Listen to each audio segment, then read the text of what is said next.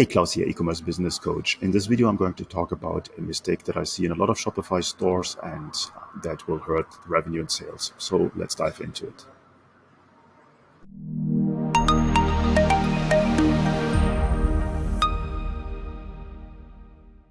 Now let's dive into a couple of websites that I found to show you what you should not do on Shopify. So for instance, this site, this I get when I load the site in the first place. So obviously this video pop-up pops up immediately, not as an exit intent. And then also the site has a push notification up here.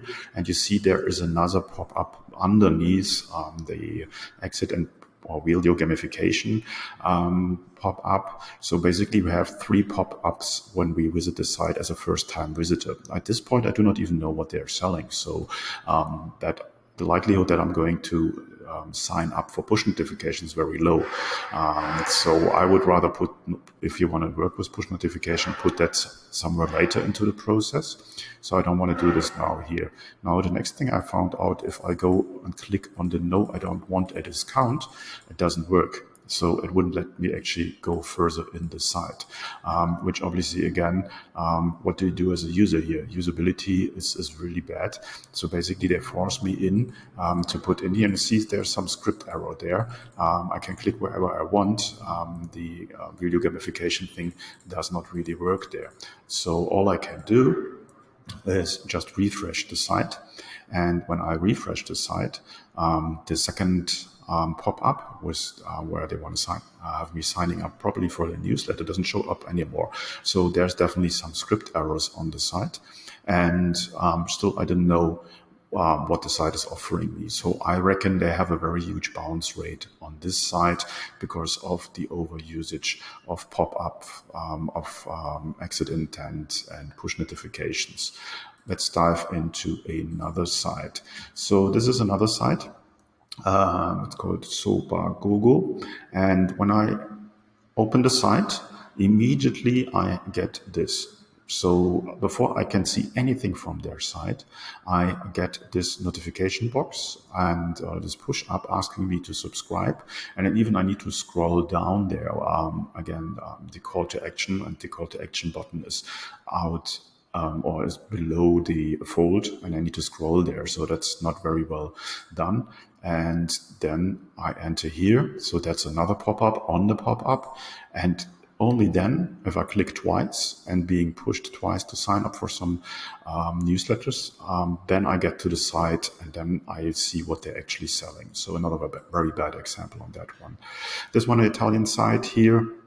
I know they have to do a couple of things in regards of the cookie policy, but the window is far too big, so there's better options to do that than having a window here, a window there. So I need to click twice to get to their homepage to find out what they're actually selling. And once I do that, I get another pop-up immediately asking me for my email address in exchange to a 10% discount. So there's a lot of pop-ups going on there. I cannot really focus on what I want to see on the site.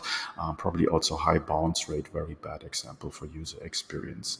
Let's dive into another one. This is a good example, the art of skincare. So I'm a new first-time visitor of their site, and what I'm going to see is 3 pop-ups immediately before I can get to the site. So we have a pop-up here, then they want to give me 10% off of my order. At this point, I don't know what they're selling. I don't even know if I want to order from them. So why do I want to have 10% off the order right now? And then I have another here to create a account with them. All this information might be helpful somewhere in the user journey to becoming a customer, but at this point, it's completely useless. They're presenting me with the wrong information at the wrong point of time or in time. So once I click all of these, then I finally make it to the homepage and can find out that they have some skin products there. Let's get into another one. This one, for instance, here, they have 2 pop-ups overlaying. So you see this one here, and then there is another one coming here, and then only I can get to the homepage. Another example here, this one, if I'm on the site, immediately the exited pop-up goes up, or it's not even the exit pop-up. And the first thing they ask me in exchange for 15% off from an email, and then even for my birthday. You should never do that on a first contact. Normally, first name and email might be more than enough. Usually should only go for the email for a first-time customer. Again, I don't know what they're selling. So then when I have my birthday, my email, and my first name, and I don't know what they're selling, only if I click, then this obviously goes away, and my 15% discount goes away also. If I decide now I want to have 15% discount, I can't get back there. So very bad user experience. Another one here, also two overlapping ones, which sort of might possibly work. Let's see how that looks on a mobile device. Let's go for an iPhone 10 and then see there's layout problems. So first of all, the Facebook Messenger chat box is not completely fitting into the browser. See that here. Let's click back here. So that's a problem. And then I need to find out how to get rid of this, which might be difficult on a phone. And then already I can see there was another pop-up below that, which now disappeared. So I will never find out what that pop-up was about. Let's do one more. This one here, another one asking me if I want to have push notifications. Not helpful. I don't know what they do. And then they give me this very, very huge pop-up flying in here. And again, this is not an exit pop-up that came up immediately when I opened the site. And then I have to scroll down. And they're asking me obviously a couple of things, and even here the phone number. I haven't built any trust with this company. I don't know who they are, and they're asking me for the phone number. Probably not the best thing to do at this point of time. Then we go here. Same here. This also should be an exit pop-up, but it wasn't. And I get like here, unlock, sign up for rewards, and another pop-up here doesn't really work for me. Then they have immediately, and see it's a welcome price. So they show this immediately, spin and win. And obviously, again, for the email address.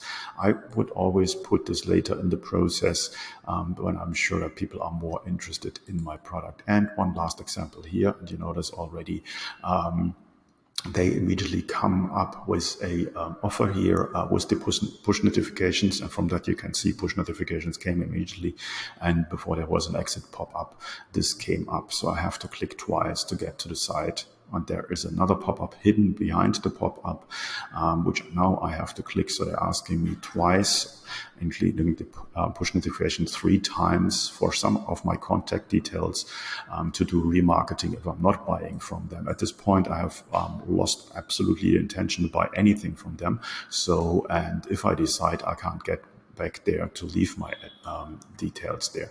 So overall, you see that's a massive problem, that people are so eager to collect their prospects' contact details, email addresses, phone numbers, for push notifications, for Messenger, and so on and so forth, that the usability completely goes down the drain.